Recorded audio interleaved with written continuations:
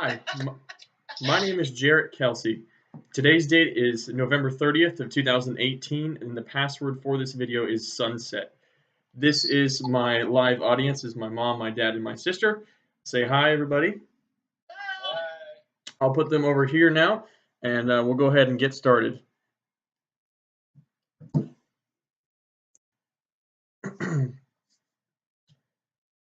We all have a problem that we're afraid to admit. We see it every single day on the streets, in schools, restaurants, stores. We see it on roads, conversations, and in important gatherings. You see, that problem, ladies and gentlemen, is technology. Hi, my name is Jarrett Kelsey, and I'll be the first to admit that I am addicted to my phone. I've used it while at the dinner table in front of people I love. I've used it while driving, waiting in line, when I'm at work, and even when I'm home. See, we use our phones so much just to disconnect ourselves from the real world that it can have long-term negative effects that we might not be able to cure. It doesn't take much to see what's going on. Just look outside on the streets. You see people walking with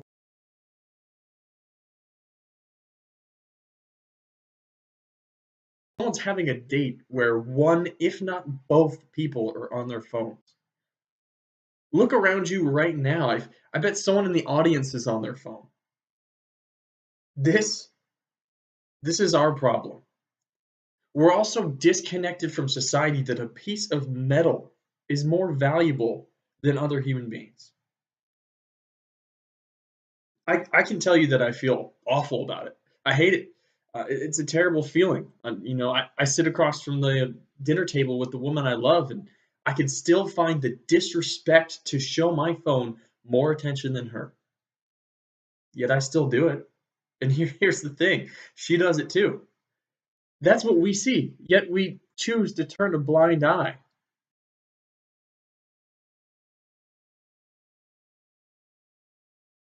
And the release of dopamine in our brains, and how scientifically that instant gratification from a notification on our phone disconnects us from the dopamine release that we get from social interactions.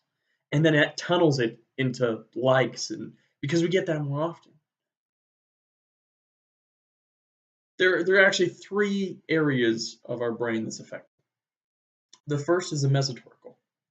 This controls our cognitive, memory, attention, emotional, and learning abilities. The second is the nigrostriatal. This controls our movement and sensory stimuli. And the last is the mesolimbic, which controls our pleasure, reward, addiction, and perception. And this is a study from this year in 2018 from Harvard University. We've become a society of such convenience. And what I mean by that is that it gives us the dopamine. What gives us the dopamine release the quickest is what we seek most often. And with that knowledge, I mean, would it be safe to say that we're fighting for a battle for our time? Time is the most valuable possession that we own, and we only have so many minutes of life. So why would we want to keep looking and staring and wasting our time looking at a 6-inch screen? It just doesn't make sense. So you think your phone doesn't control you. You think that you're in charge. Here's actually another Harvard study from 2017. This is what I found. The study was to see basically if the mere presence of a phone in the area, whether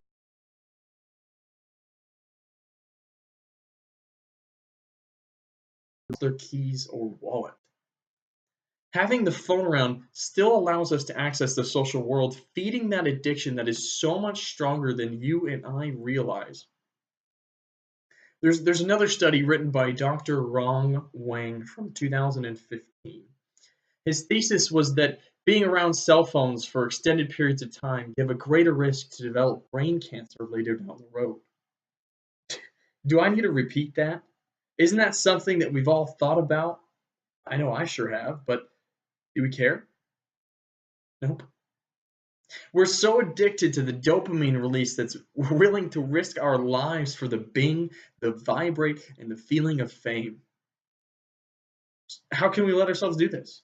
Well, it's the same way smokers keep smoking and alcoholics keep drinking and drug users keep using. Addiction to technology is our downfall, but we can change that. And it's not all bad.